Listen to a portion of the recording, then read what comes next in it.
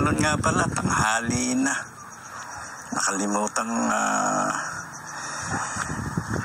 Nakalimutan magluto dahil busy sa kagagarden. Dito nga pala ako sa harapan ng aking lamesa. At punta muna tayo sa garden at kukuha tayo ng panguulam natin. Okay, sandali lang. Dito ako ngayon sa kusina. Habang mura yung kamatis, ito stock ko. Sakaling basta meron kang kamatis habang mura, di bumili ng bumili. Tsaka yung mga panghanda sa pagkain.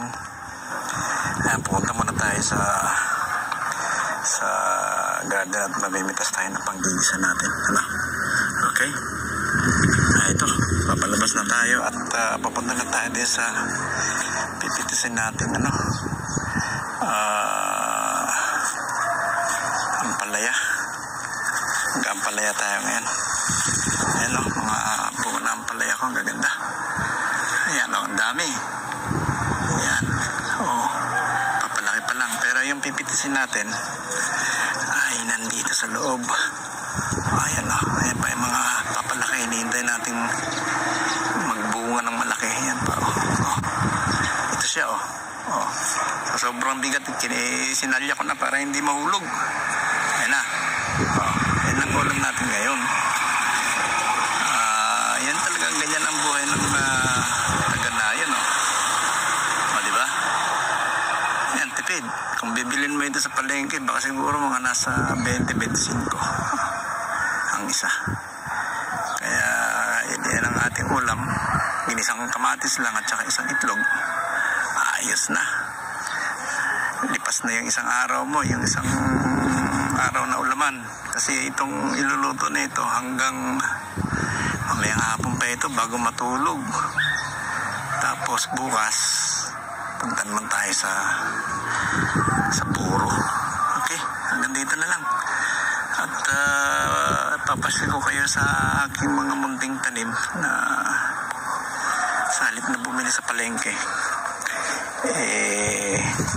Tanim-tanim na lang. Kung ano yung available na bunga, yan ang ating luluto. Kadalasan naman puro gisa-gisa. Gisa sa kamatis, ganyan. O kaya bulang lang, kamatis din, sibuyas. Wala na, puro ganun na lang talaga. Pero mas maganda yung ganito na puro gulay dahil sabi nga nila, invest sa health mo at saka sa soul.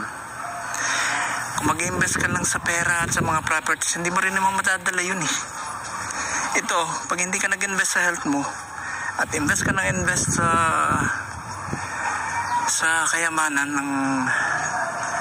ng kamunduhan, isang matinding sakit lang, ubos lahat yun, maniwala ka.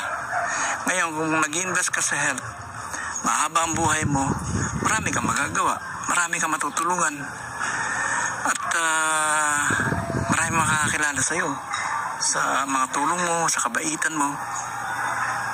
Hindi ka nila makakalimutan kapag nawala ka. Samantalang kung mag-invest ka sa kaluluwa, o kaya mag-invest ka pala sa kamunduhan, wala, katulad ng sabi ko, isang karamdaman lang, milyon ang mauubos mo doon. Kaya hanggat maaga, hanggat bata pa, maaari din mag-invest sa kayamanan. Pero wag lagiin yung ganun. Mag-invest tayo sa ating health at sa ating kaluluwa. Kasi mas maganda ron dahil panghabang buhay yun walang katapusan yun. Dito, pag-invest ka sa kamunduhan, yung iba nga, 40 years old, 50 years old, mapantay na ang paa, nililibing na. Nadadala ba nila sa langit yung kanilang naipon? Hindi. Diba? Kaya maging wise tayo. Invest in your health, invest in your soul. Ganun lang. Sige na. Bye-bye. Thank you.